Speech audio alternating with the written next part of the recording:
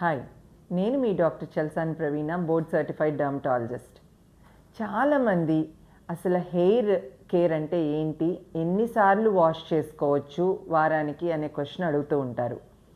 ఈ hair wash అనేది చాలా డిబేటబుల్. మన లైఫ్ స్టైల్ని బట్టి, మన యాక్టివిటీని బట్టి, అలానే మన స్కాల్ప్ టైప్ని బట్టి, అంటే అది డ్రైగా ఉందా, లేకపోతే గ్రీజీగా ఉందా, లేకపోతే డాండ్రఫ్ లాంటివి ఉన్నాయా అనే దాన్ని బట్టి డిసైడ్ అవుతుంది. బాగా డ్రై స్కాల్ప్ అయితే వారానికి 2 సార్లు, బాగా గ్రీజీ స్కాల్ప్ అయితే 3 times a week, usually alternate days అన్నమాట. అలానే ఒకవేళ డాండ్రఫ్ ఉన్నట్లయితే ఒక బోర్డ్ సర్టిఫైడ్ డర్మటాలజిస్ట్ ఇచ్చే లోషన్స్, షాంపూస్ వాడుతూ ఎవ్రీ ఆల్టర్నేట్ డే కంపల్సరీ చేయాలి.